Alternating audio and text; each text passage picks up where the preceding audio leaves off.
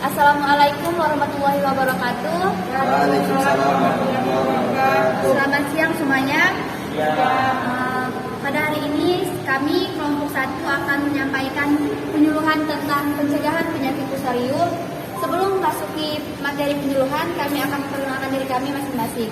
Perkenalkan, saya Puji Apriani.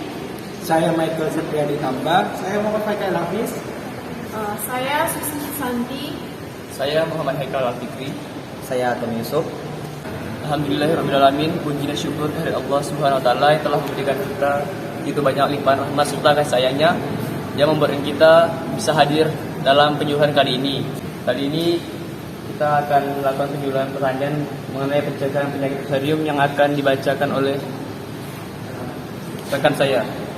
Silakan untuk saudara Puji Apriani. Pengertian penyakit layu fusarium disebabkan oleh cendawan Fusarium oxyforum. Jamur Fusarium oxyforum merupakan jenis jamur patogen di dalam tanah yang menyerang pada bagian akar dan umbi hingga menyebabkan penyakit layu pada tumbuhan sampai tumbuhan mati.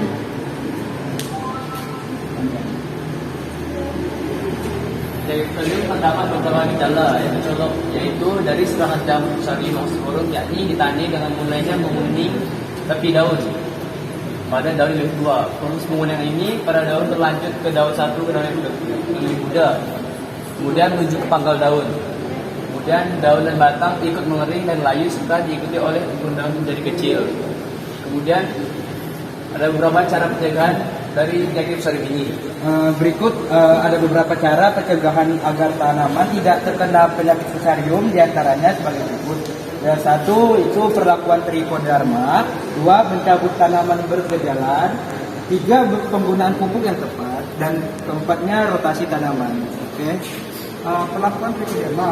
Trichoderma merupakan agensi hayati berupa jamur baik yang dapat melawan perkembangan jamur patogen atau biasa disebut dengan fungisida alami.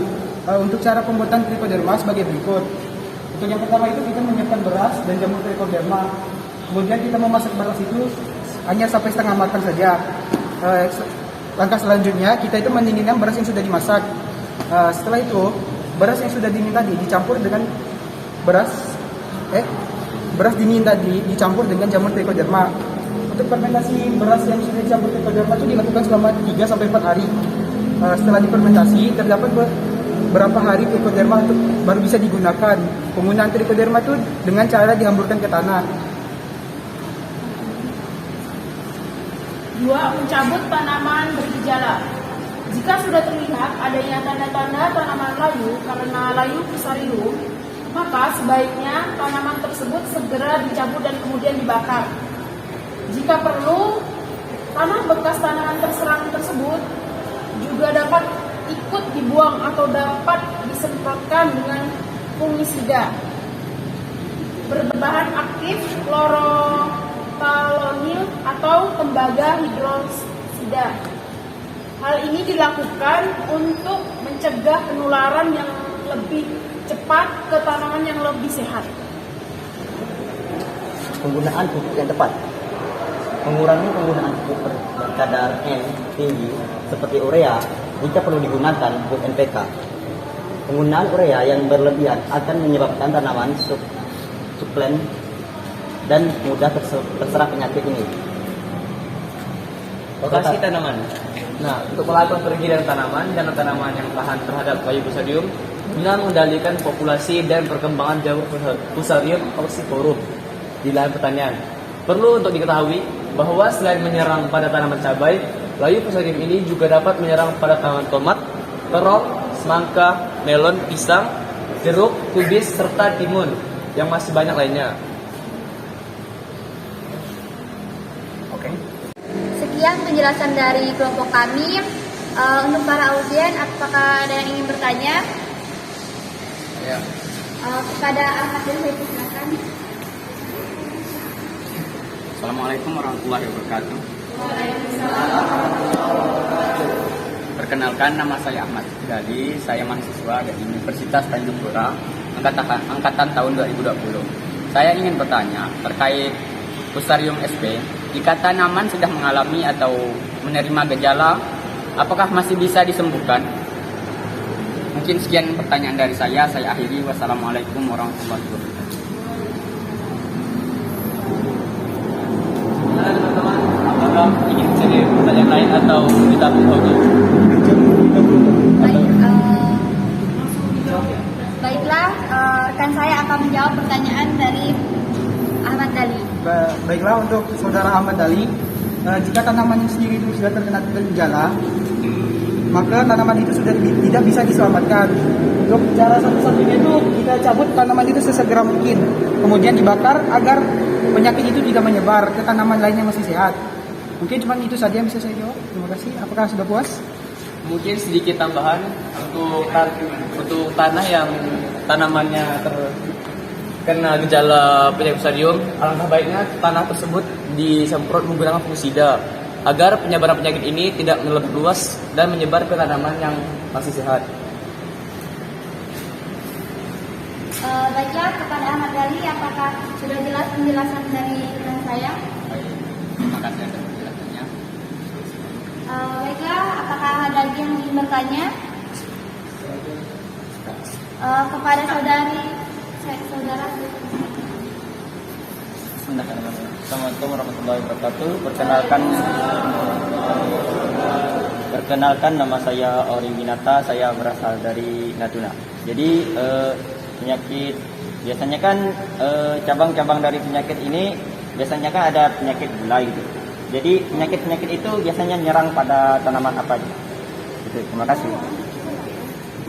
Saya izin menjawab pertanyaan dari Ori.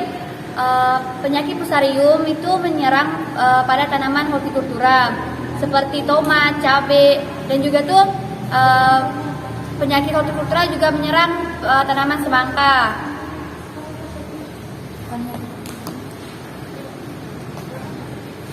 Pada dasarnya penyakit ini menyerang itu ke tanaman yang mengandung kadar air yang tinggi seperti yang disebutkan oleh saya tadi, kayak tomat itu tuh. Karena penyakit yang seperti itu tuh mudah untuk terkena virus.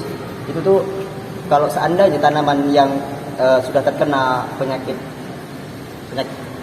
itu tuh tidak bisa disembuhkan lagi. Salah satunya itu mungkin hanya bisa dicegah, tidak bisa disembuhkan. Sekian menurut saya. Baik, apakah ada lagi yang ingin bertanya? Silahkan. Baik, perkenalkan, nama saya Andianisa Septiani. Saya ingin bertanya, sebelumnya apakah bisa dijelaskan kembali tentang trichoderma? Baik, Baik, rekan saya akan menjawab pertanyaan dari Andi Anissa.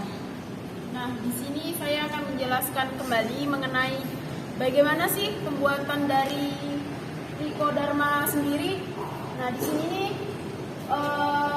saat kita ingin membuat trichoderma, kita menyiapkan beras yang nantinya akan dicampurkan oleh jamur trichoderma tersebut. Nah, awal-awalnya masak terlebih dahulu beras ini setengah matang. Setelah dimasak setengah matang, berasnya didinginkan. Selesai didinginkan, campur beras tersebut menggunakan jamur trichoderma. Lalu untuk fermentasi dari jamur ini sendiri itu selama 3-4 hari. Setelah penggunaan trichoderma, itu setelah terjadi fermentasi dan sudah jadi, trichoderma ini sudah bisa dipakai dengan cara ditaburkan ke tanaman. Kalau enggak itu kayak diletakkan di samping tanaman itu sendiri. Baik, begitu penjelasan. Baik, apakah sudah jelas? Sekian dari penjelasan kelompok kami. Kurang lebihnya kami mohon maaf. Akhir kata saya akan ucapkan Assalamualaikum warahmatullahi wabarakatuh.